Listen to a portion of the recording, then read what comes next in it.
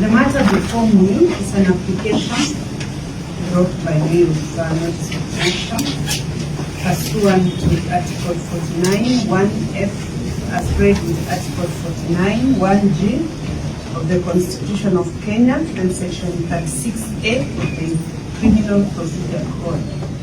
The respondent has been brought to court and the investigating officer has sworn an affidavit on 21st of May 2026 seeking orders to have the respondent remanded at Narok GK prison for a period of 21 days to enable the investigating officer to conclude investigations.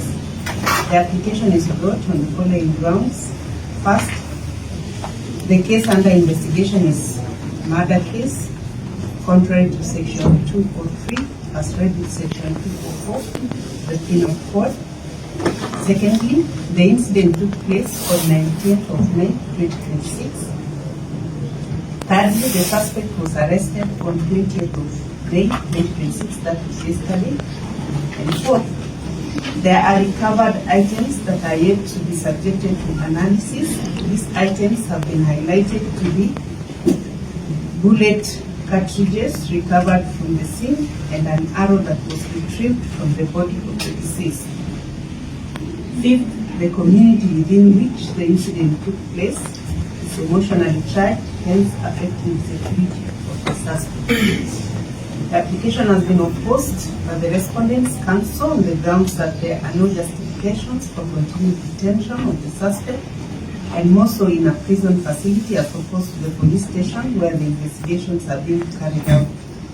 The respondent's advocates question the motive behind the detention, yet the respondent is a renowned political figure, several homes within the jurisdiction of this court, and according to them, he is not a flight risk. Secondly, that the respondent is merely suspected of having committed the offense and not an accused person. And that there is no reason to justify pretrial detention at the GK prison. The respondent has been said to interfere with witnesses who have not been identified and their whereabouts are not known. This court has considered the application before it, the supporting affidavit of the investigating officer, as well as the submissions made by all the advocates in this matter. In totality, the court has factored in these submissions and the provisions of the law under which the application is brought and makes the following findings. The matter under investigation is a serious matter by nature. It is a case of murder. Someone died.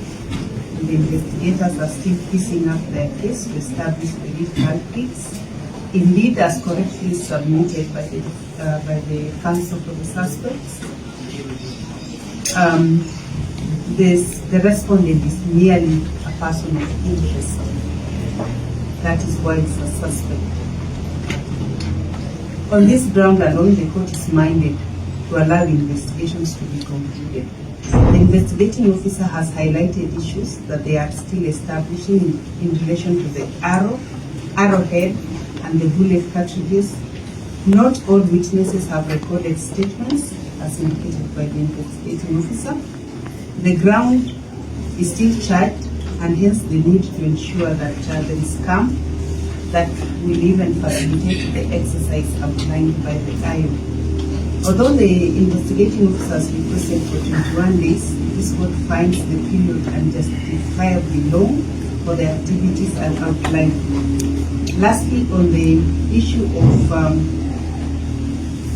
the suspect being remanded at the GK prison, I have considered paragraph 11 of the IO's affidavit, and I find justification for the same. The upshot of this is that the investigating officer, number 101969, is William Ubi, is granted 10 days, as opposed to 21 days, to continue holding as a suspect David Matungi Mayole at the Narok GK prison to facilitate the investigations of the case. for that reason we mentioned the matter before the court after the 10 days before trial.